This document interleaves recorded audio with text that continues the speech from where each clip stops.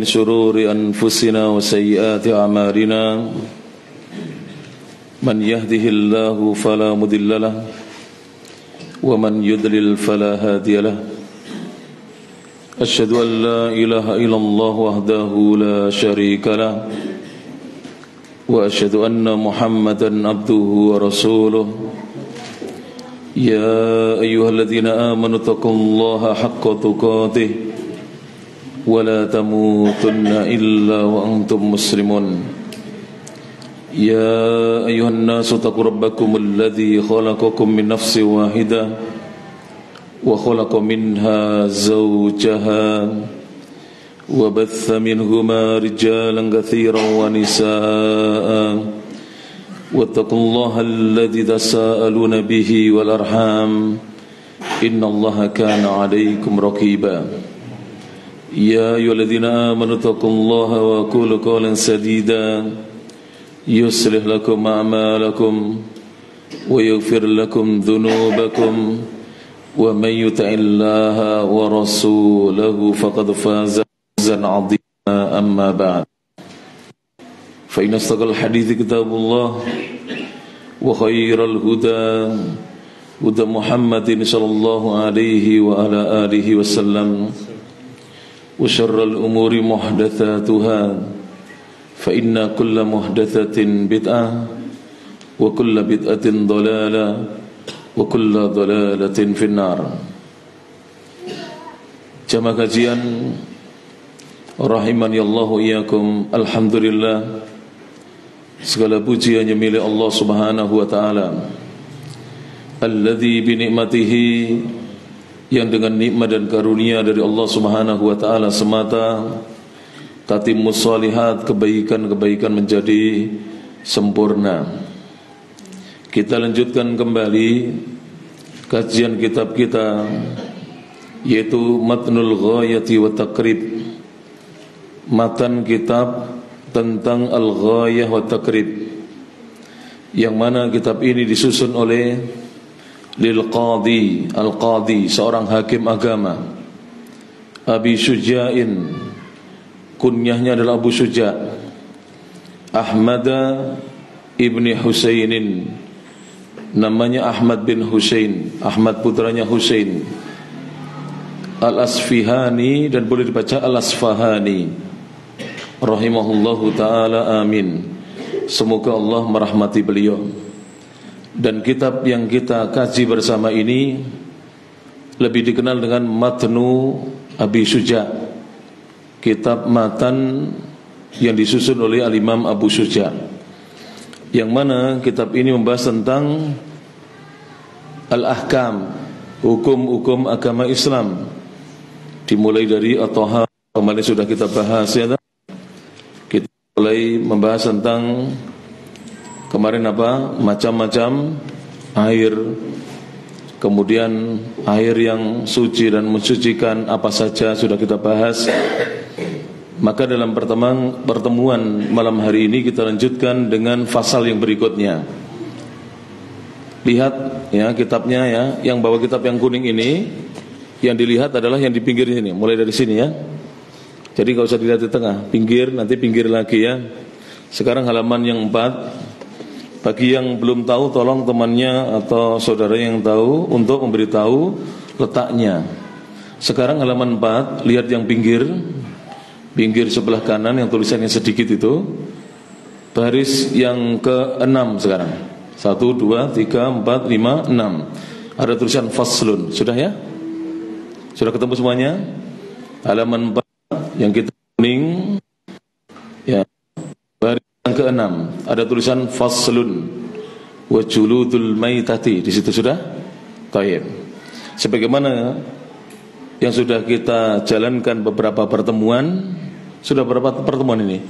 Ini yang keempat ya? Yang ketiga tempat? Yang ketiga. Yang pertama di mana?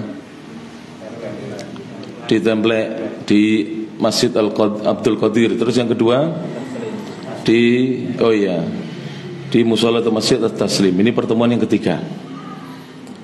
Taib, sebagaimana kemarin sudah kita sepakati bersama, Saya baca Arabnya, lalu saya terjemahkan ke dalam bahasa Jawa, lalu kemudian baru terjemahan bahasa Indonesia dan penjelasannya memakai bahasa Indonesia. Kenapa kita terjemahkan bahasa Jawa? Supaya ya teman-teman para jamaah yang asli kelahiran di Kediri ini, Jawa Timur ini, tidak melupakan bahasa daerahnya. Setidaknya kita bisa mewarisi dari orang-orang tua kita dalam rangka untuk mewarisi kekayaan budaya Indonesia, yang mana bahasa ini kekayaan budaya. Di negeri kita, di Indonesia ini, bahasa ada sekitar 200 lebih bahasa. Jadi bangsa Indonesia ini memiliki kekayaan budaya bahasa yang banyak sekali. Ada sekitar 200-an bahasa daerah di negeri kita. Sekarang dialeknya orang Kediri dengan orang Malang sudah beda sedikit, sama-sama berbahasa Jawanya. Orang Kediri dengan Surabaya juga berbeda. Orang Kediri dengan Sragen juga berbeda, dialeknya sedikit, walaupun mereka insya Allah sedikit banyak memahami, kecuali anak-anak muda kita atau generasi muda kita yang sekarang tidak berbahasa dengan bahasa Jawa. Itu biasanya tidak paham itu. Yang di rumahnya biasa diajak komunikasi oleh orang tuanya dengan bahasa Indonesia, biasanya tidak paham. Taib. Bismillahirrahmanirrahim. Qala al-muallif rahimahullahu ta'ala, faslun utawi iki iku fasal mertelaake babakan juludul maitah. Ini bados fasal menika bahas perkawis lulang-lulangipun bangkai badang. Menawi panjenengan kepanggih wonten badang kewan, sing kewan niku saged di maem dagingi yen dibeleh, niku lulang-lulange saged dipun manfaataken. Asy-Syaikh dawuh wa juludul maitati, lan utawi pira-pira lulangi badang iku tathuru, bisa dadi suci bidibagi kelawan disamak, illa jil kalbi lulangi asu. Asu menika kirik menika segawon, kejaba lulangi kulite kirik asu segawon, wal khinziri lan celeng babi, wa ma tawallada, wa malan opo wae tawallada kang lahir kang metu, minhuma sangking asu lan sangking celeng babi, au min ahadihima, au utawa min ahadihima sangking salah sijine asu lan celeng, wa admul maitati lan utawi balungi bangkai, wa sya'ruha lan rambute bangkai, iku najisun najis, illal adami kejaba balungi menungso lan rambute menungso. Niku wau basa Jawane. Sekarang kita bahasa Indonesiakan. Saya terjemahkan pelan-pelan. Nanti kalau kita sudah lama mengkaji, insyaallah ya, kita akan baca agak cepat sedikit. Faslun, fasal. Di dalam fasal ini kita akan mempelajari tentang kulitnya binatang yang mati tanpa disembelih. Itu dalam bahasa Arab disebut al-maitah, bangkai. Jadi misalnya kita mendapatkan ada kambing mati, sakit mati, atau ketabrak kendaraan kemudian belum sempat disembelih mati, maka bagaimana dengan kulitnya? Kan bisa dimanfaatkan itu. Kalau dagingnya tidak boleh dimakan, haram, karena dia daging bangkai. Dan Islam menjaga kesehatan, Islam menjaga jiwa. Oleh sebab itulah dalam agama Islam tidak diperkenankan bagi seorang muslimah makan daging bangkai. Kalau disebut bangkai, maka dia mati tidak disembelih dengan sembelihan yang syar'i. Jadi dia mati tanpa disembelih dengan cara penyembelihan yang syar'i sesuai dengan syariat agama Islam. Misalnya kambing dipotong kepalanya mati, ya toh? Kelenger dulu kemudian mati. Maka dagingnya bangkai. Kambing ketabrak kendaraan, motor atau mobil, dipinggirkan, kemudian dia kejang-kejang mati, bangkai. Kambing misalnya lagi merumput di persawahan, kemudian ada pohon roboh menimpa kambing tersebut, mati, bangkai. Kambing kecemplung ke sumur, dia loncat nyemplung sumur atau loncat nyemplung sungai yang dalam, kemudian dia mati, maka itu bangkai. Jelas ya? Ini yang dimaksud dengan bangkai. Tapi kalau kambingnya disembelih kemudian dia mati, tidak dikatakan sebagai bangkai yang tidak boleh dimakan dagingnya. Maka kita bahas ini, wa juludul maitati, dan juludul maitah, kulit-kulitnya bangkai, hewan yang menjadi bangkai, yang mati tanpa disembelih. Julud itu bentuk jamak, bentuk tunggalnya jildun, bentuk jamaknya juludun. Jadi kulit-kulitnya al-maitati, bangkai, itu tadhuru, bisa menjadi suci. Jadi misalnya ada kambing mati itu langsung dikuliti, kulitnya diambil, bangkainya ditanam, dikubur, kulitnya masih bisa dimanfaatkan. Jadi bisa menjadi suci bidibaghi, dengan cara disamak. Ya kalau bukan pengrajin kulit hewan tidak tahu ya. Pengrajin tas, sepatu, ya sandal, kemudian jaket dari kulit, apalagi sabuk, ya, tas kecil, dompet, ya, yang dari kulit itu, ya, gantungan kunci yang dari kulit itu disamak lebih dahulu, dijemur, kemudian dikasih ramuan yang bisa mengawetkan. Nanti diproses kembali sampai menjadi kulit yang bisa dimanfaatkan. Dan saya mendengar kebanyakan jaket kulit itu dari kulitnya kambing. Ya, jaket kulit yang empuk itu, bukan yang yang keras dan kasar, yang empuk, berasal dari kulitnya kambing. Makanya harganya mahal dia, karena sulit mencari kulit kambing yang lebar dan tidak ada sobeknya, itu sangat sulit. Taib.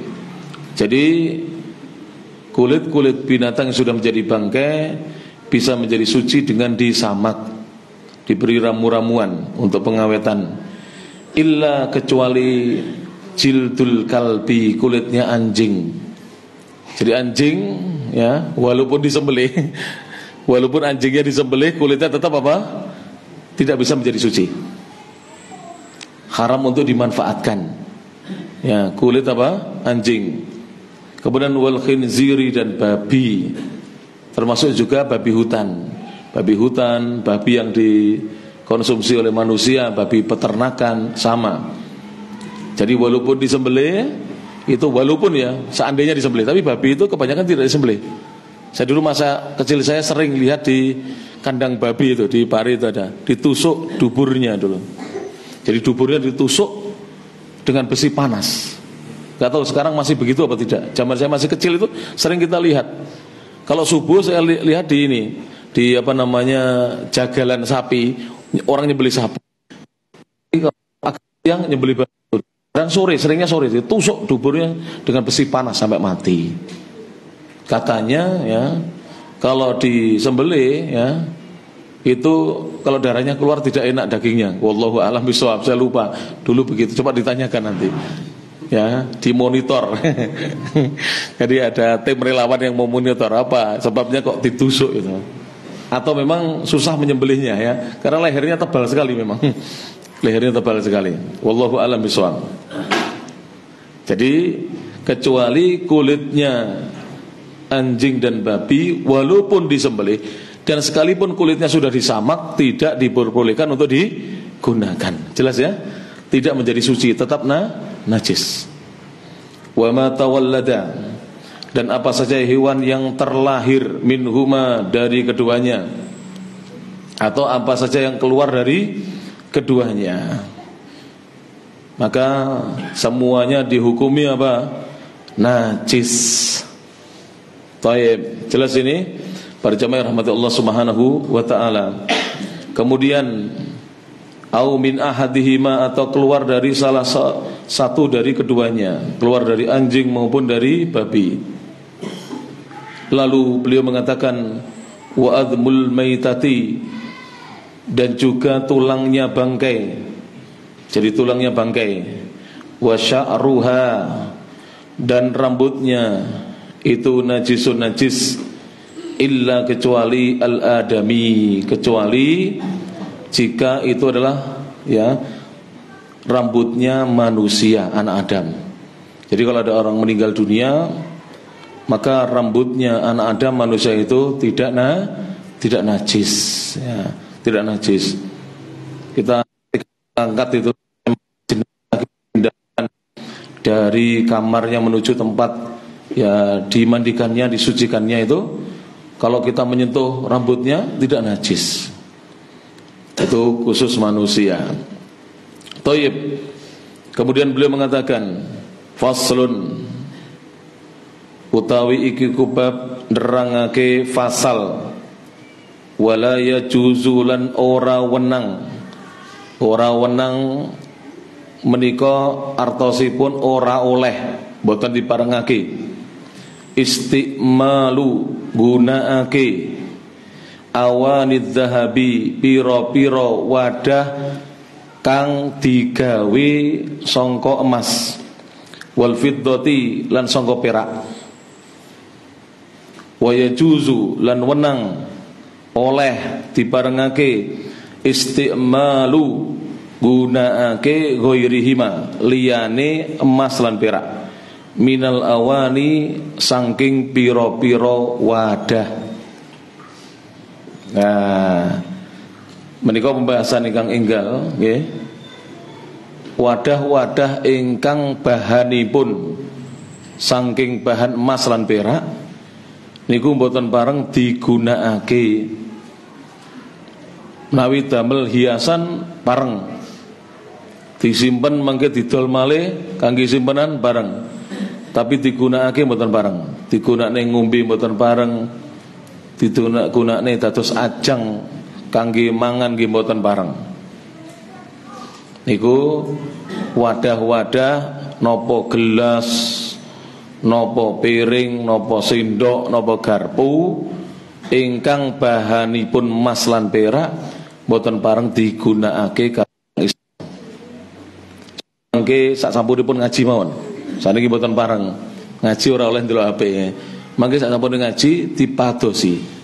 Kula nate ningali maca kula, enten tiyang India ini saking sugih, wong lanang niku saking sugih, awake niki kebak perhiasan emas, kalunge, gelange, cincine, pokoknya emas ting krendel. Wong wadon kalah, emasnya kok wadah sangat, mboten dangu tiange pecah. Tibae perhiasan emas ingkang dipun damel tiang kakung wong lanang niku nyebabne penyakit. Ingkang penyakit menika ndadosake tiange pecah, umure ora dawa. Mungkin dengan padosi, mbok pilih enten nggih. Niku kula tingali nalika kula teng Mekah, tapi beritane niku mboten itu berbahasa Arab. Itu kok diterjemahane bahasa Indonesia napa biasane terjemahane oleh tiang-tiang. Padosi mau nek sing pinter bahasa Inggris digoleki. Tiang India. Coba Mister aja nyari sana. Coba orang India pakai perhiasan banyak, bahasa Inggrisnya ngapain? Ya nanti dicari. Kalau dulu saya lihatnya berbahasa Arab itu, mati gara-gara sakit itu. Yen wong wadon patok gamel perhiasan saking emas pareng, tapi wadah-wadah gelas, alat makan kados sendok, garpu mboten pareng dipun gunakake yen bahan dasaripun apa? Emas lan perak. Ada Mister? Tidak ada. Itu Masya Allah. Akhirnya sakit mati dia. Melanggar aturan apa? Agami Islam. Wa yajuzu lan wenang niku pareng oleh istimalu ghairihima gunakake liyane emas lan perak minal awani saking pira-pira wadah. Nah, sekarang saya terjemahkan bahasa Indonesia. Faslun fasal wala yajuzu dan tidak diperbolehkan, jadi tidak diperkenankan istimalu mempergunakan awani dzahabi wadah-wadah yang terbuat dari al-zahab emas wal fiddah dan perak. Jadi tidak boleh kita menggunakan wadah-wadah baik itu gelas, sendok maupun yang lainnya ya. Kemudian piring, garpu yang kita gunakan untuk makan dan minum yang terbuat dari bahan apa? Emas dan perak. Tidak dipergunakan dalam agama kita.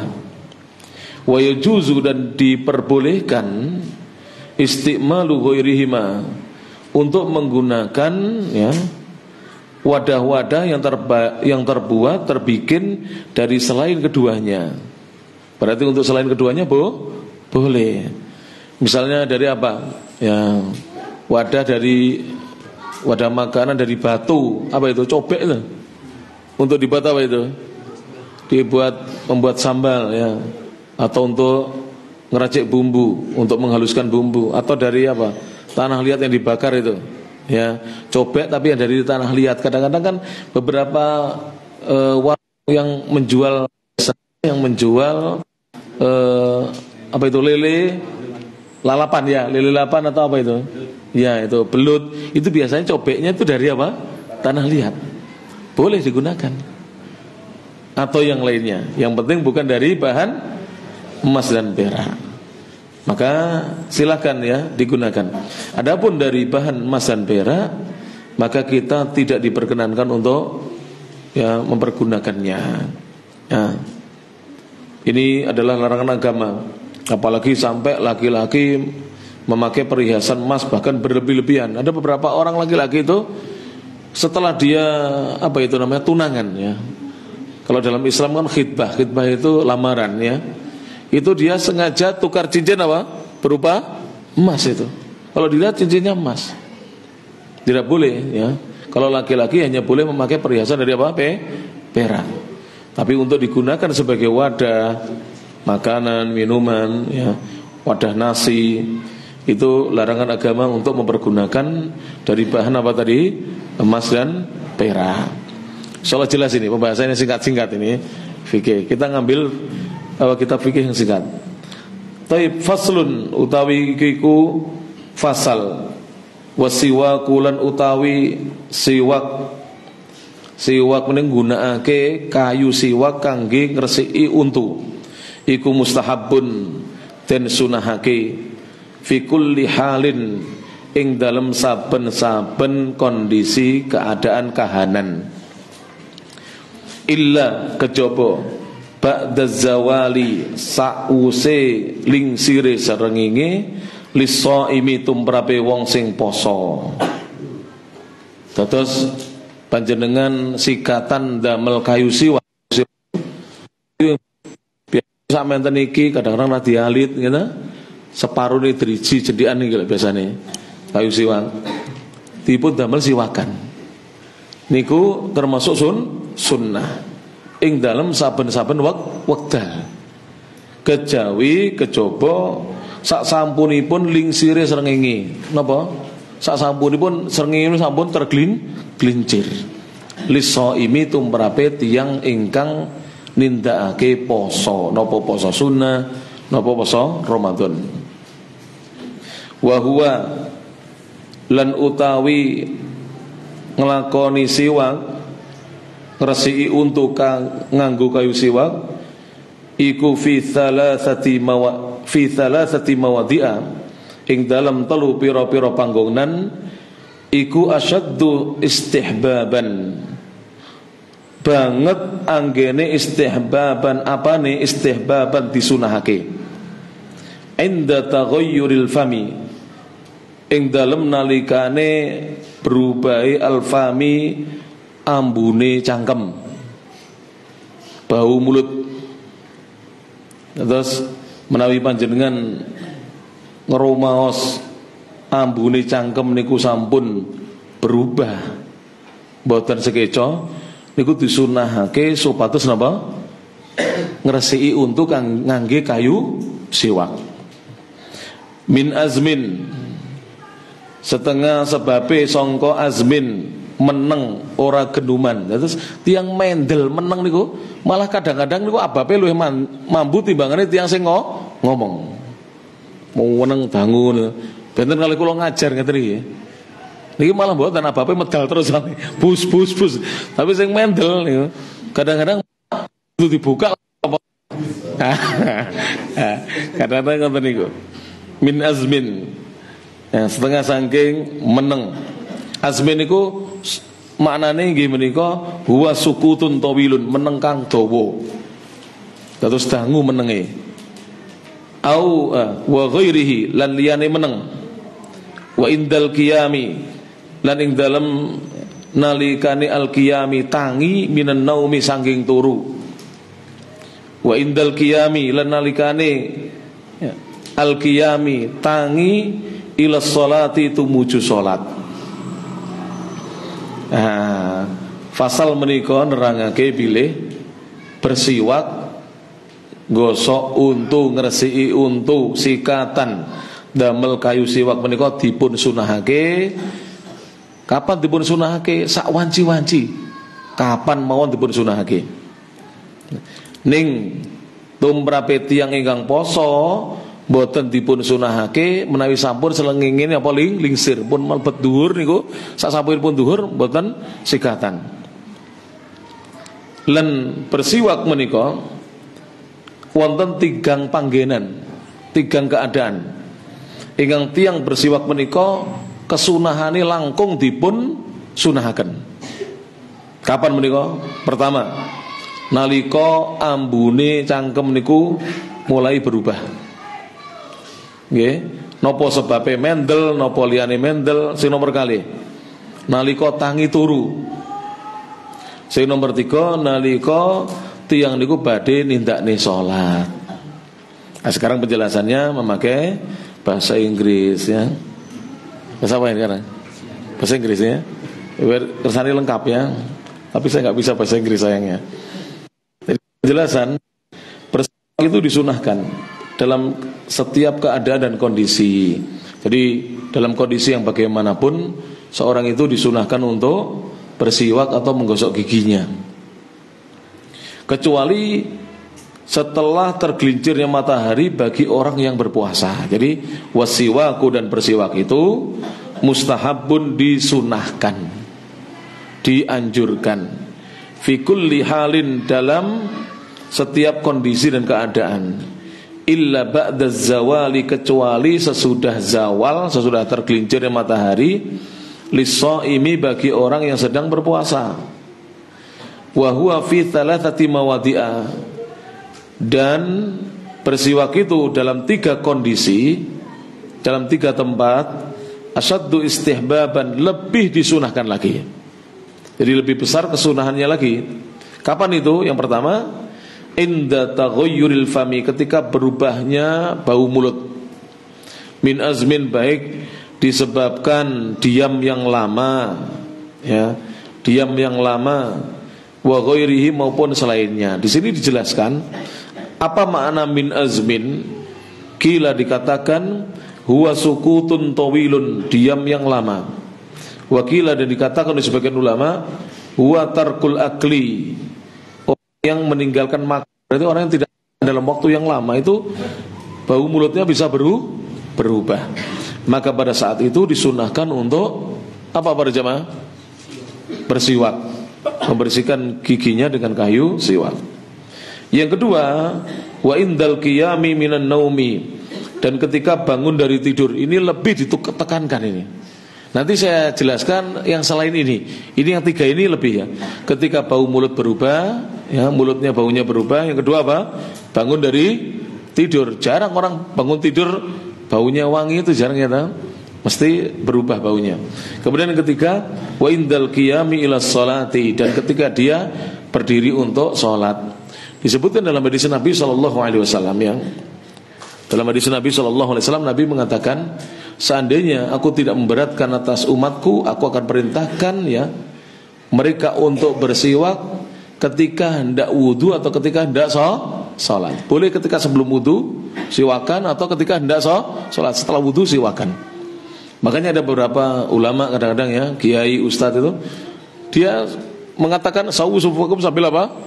Menyiwaki giginya. Itu diperbolehkan ketika hendak wudu maupun ketika hendak melaksanakan ibadah apa? Sholat. Nah, itu jelas ini para jamaah yang rahmatullah ta'ala. Lalu kapan disunahkan selain 3 tempat ini? Disunahkan juga ketika menemui tamu. Silakan ditambahkan ya.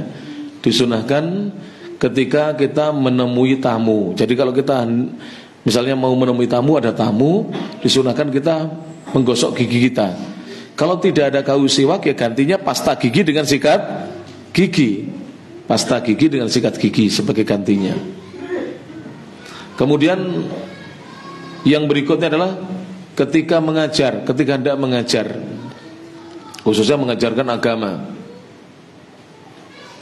Kemudian yang berikutnya, yang ketiga, ketika hendak membaca Al-Quran. Ketika hendak membaca Al-Quran disunahkan untuk bersiwak. Kemudian yang berikutnya, ketika ya seorang hendak bertemu tokoh atau orang yang mulia, dia mau bertemu tokoh atau orang yang mulia, itu juga dianjurkan untuk bersiwak, membersihkan giginya. Taib. Kemudian juga disunahkan ketika berangkat untuk ibadah sholat Jumat. Ibadah sholat Jumat. Jadi kalau kita berangkat Jumatan ya, walaupun sholatnya masih lama, kita mau mendengarkan khutbah, maka hendaknya kita menggosok gigi kita atau bersiwak, ya, membersihkan gigi kita. Kemudian ketika kita hendak berzikir, sebaiknya dianjurkan untuk bersiwak. Taib. Ini diantara yang saya ingat tentang kesunahan bersiwak, sehingga seorang muslim dia berupaya untuk menjaga kebersihan mulut dan giginya sebisa mungkin. Minimal ya para jamaah, kalau seandainya kita tidak membawa pasta gigi atau sikat gigi atau kayu siwak, ketika kita ada keran air, kita kumur-kumur, kemudian kita bersihkan dengan apa? Tangan kita ya. Kita bersihkan mulut kita dengan tangan kita. Minimal itu, sehingga setidaknya kotoran-kotoran atau bau-bau yang tidak enak, yang tidak sedap, tidak keluar dari mulut kita.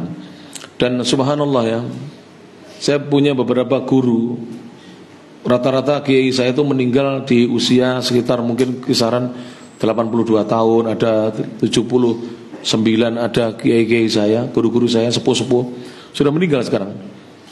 Itu rata-rata saya lihat ketika usia sudah 70 tahun, gigi depannya masih utuh semua. Gigi depannya masih utuh. Pertama, beliau-beliau kiai dulu itu tidak merokok. Kemudian yang kedua, selalu apa? Bersiwak. Makanya kadang-kadang mau sholat tuh klotak-klotak gitu, klotak-klotak, sampai siwaknya sampai keras itu. Itu terus bersiwak. Giginya tuh utuh. Padahal zaman dahulu masih jarang apa pasta gigi. Jadi hanya kayu siwak, klotak-klotak. Saya perhatikan, ketika meninggal giginya utuh. Hanya ketika yang saya lihat pernah itu, ada seorang kiai umurnya 82 tahun meninggal, itu giginya benggang, berunggah saja, tapi tidak apa? Tidak lepas. Subhanallah. Ini diantara fadilahnya ya, fadilah bersiwak. Dan banyak lagi disebutkan oleh para ulama. Sebagian guru saya dari Saudi Arabia mengatakan, kalau kayu siwaknya itu masih basah, kayu siwak itu rasanya seperti min yang masih basah, itu kalau masih basah kayu siwak itu katanya juga untuk membantu pencernaan itu. Jadi setelah gini ya, kayu siwak ya, Ini kalau masih basah, dia digigit. Nanti yang setelah digigit ini dikunyah. Setelah kunyah ditelan. Kalau tidak kuat ditelan, disesep aja, diambil airnya, kemudian dilepeh, dikeluarkan. Itu sudah cukup katanya. Itu akan bisa membantu pencernaan. Perut yang bermasalah itu banyak, manfaatnya banyak. Tapi sayangnya yang sudah sampai di Indonesia rata-rata kayu siwak sudah kering, jadi rasanya sudah hilang gitu. Kalau di sana antum kremus itu digigit itu pedes sekali. Seperti kita menggigit ya mint itu, daun mint atau apa. Itu kayu siwak. Saya pernah suatu hari kan saya gigit-gigit begini, saya buang. Kan pedes ya, saya buang. Sama syekh saya manggil, ya Syekh Muhammad, jangan dibuang, dikunyah, ditelan katanya.